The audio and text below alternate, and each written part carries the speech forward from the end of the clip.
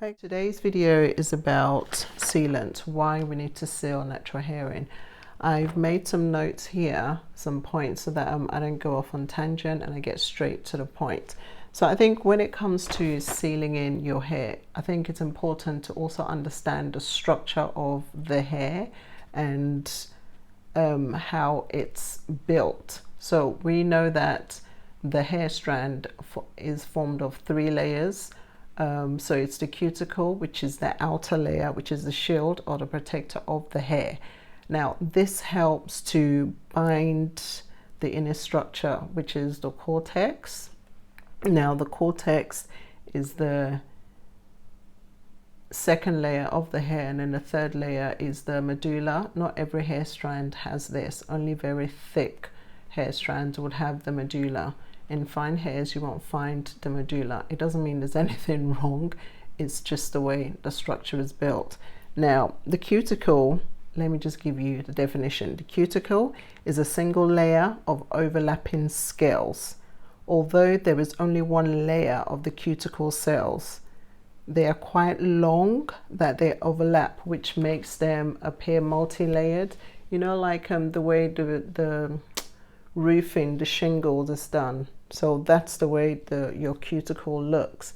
So they are actually quite long, which gives the illusion of being multi-layered. So I think when it comes to sealing natural hair, you need to understand why we need to seal. We need to seal because if the cuticle is the sealing is to do with the cuticle predominantly and the cortex. When you moisturize your hair, you're hydrating and then you're also conditioning. The conditioning part is where your leave-in or your cream comes into it. Now your cream always has to be water-based, which means the first ingredient will be water, you know, the liquid, which is where your source of moisture hydration begins. And then you've got the conditioning agents in your leave-in or your cream, which then conditions the hair to revive it a bit, and then the sealing is where retaining that moisture comes into it. The sealant acts as a moisture sealant, so which slows down the rate of evaporation.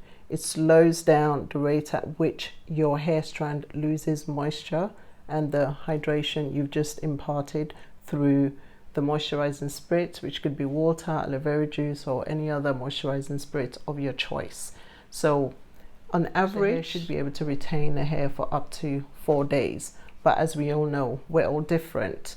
Everyone's made differently. For some people, this could be 2-3 days, but the aim is to slow down that rate of evaporation as much as possible so that your strand holds on to as much moisture and hydration for as long as possible, so it's gradually drinking. Another important point is to, when you then come to re-moisturize, which is repeating your steps of what you used to hydrate, condition and seal, don't wait till your hair feels dry before you then come to do it, because at that point it's already quite thirsty. So what I say is, if your average re-moisturizing is like 4 days, if you know that by the 4th day your hair will feel dry, then go in and re-moisturize on the 3rd day. That way you're staying on top of keeping, you know, the cuticle nice and, you know, fed, so that it's further fortified to be able to protect your hair strands from within. Another thing that keeps your hair cuticle working as it should, so that it also retains that moisture and acts as a really nice armor and shield around your hair, is to not to leave out your protein treatment, but I'll leave that for another video. The main thing for this video here is discussing what a sealant is and what it does. An example is if you can actually carry out this experiment with some of your little ones. If you get a sponge or a cloth or even a piece of kitchen towel, put it in 2 separate bowls and maybe soak it with a bit of water and pour some water over it, and then on one of the bowls pour some oil on it. Now leave it for a bit, and if you then go to check all of the both bowls, you'll notice that the item, the sponge or the tissue without the oil has dried out faster, whilst you notice the other one that had the oil as, you know, taking a lot longer before it dried out. I would also suggest timing it, sort of like a science experiment. So that should give you a clear indication of why we need to seal our hair. Now, another thing is to also understand oils, the difference between penetrating and sealing oils. Penetrating and sealing oils are two completely different. Some oils do both. So in terms of penetrating, an example could be coconut oil, babassu oil. There's so many out there. And sealing oils are things like castor oil, olive oil, broccoli seed oil. Those are just a few I'm naming. Now, the one good thing that I would also advise to look out for are sealing oils that also have emollient properties. When I say emollient, it's also able to penetrate the hair strand, to soften and condition it to an extent, whilst also adding that protective layer of seal to slow down that rate of moisture, which over time, yeah. So I hope this has answered your questions on sealants. Now, some of our favorite ones are the ones we're constantly loving at the moment, and I always reach out for, is the Moisture Hold from Healthy Hair Studio, and it was formulated by Anita Hair Coach, who's a certified trichologist. Another one that we really love is the Kalila oil from Oli Lifestyle. It's a combination of watermelon seed oil, coffee bean oil, and broccoli seed oil. It's just beautiful. You can use this for hot oil treatment, a pre-poo, to detangle, yes, to detangle, and obviously as a sealant. There are so many more out there, so these are just some of our favorites. Another one is the, I can't pronounce it, but I'll pop the link down below. It's from Quimet by, I can't pronounce it, but I'll pop the link down below. Let me not embarrass myself. So anyway, I hope you found this video useful. What's your favorite sealant at the moment that you are using? How do you know that it's actually sealing?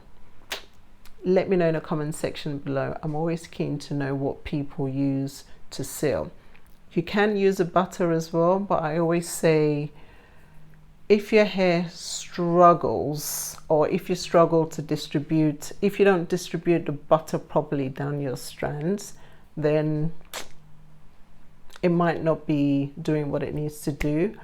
I, at the moment, like the idea of this from Healthy Hair Studio, because it literally, you scoop it, it's literally, it melts into like an oil, so that it's easy to distribute along your strands. You can use butter, but I'll just say try and look out for butter that are really, you know, creamy, that have been fluffily whipped, so that when you scoop it and it rub in between your hands, it melts into like an oil, but not a greasy, you know, oily. That no one wants greasy floppy hair all over the place. But I hope this has made sense and it's answered your questions about why we need to seal our hair, why we need to re-moisturize, when to go into re-moisturize, and in general what a sealant is and what it does. And like I said, I'll pop some links down of some of our favorite ones. So I thought I'd pop this quick at the end of the video just to demonstrate visual representation of how the effective layering of how to remoisturize your hair so that each strand is coated. As you notice, I unravel each section of my daughter's hair. I think it's very important to unravel in each section, that way you know that every strand of hair is covered. And sometimes if you look closely at your strands and at the roots, you might see tiny broken bits. This could be over time where you've not ensured that, you know, your moisturizing mist, your hydrating mist, and then your conditioner, your leave-in moisturizer, or your cream, whichever one you're using, is not getting to all those tiny hairs. So over time, this will just break. So always make sure you separate each section, mist it, then go in with your C, which could be your leave-in conditioner or your cream, water-based cream. How to recognize if it will condition and moisturize your hair is that it needs to have moisture as its first ingredient, and after applying that, then you finish off with your sealant, which then slows down the rate of evaporation. Let me know if you found this video useful, and obviously subscribe, share with your friends. And if there's any other videos you'd like me to make, of course, pop them down in the comment sections below, and I'll do my best to cater to you guys. Anyway, until my next video, I'll see you guys soon.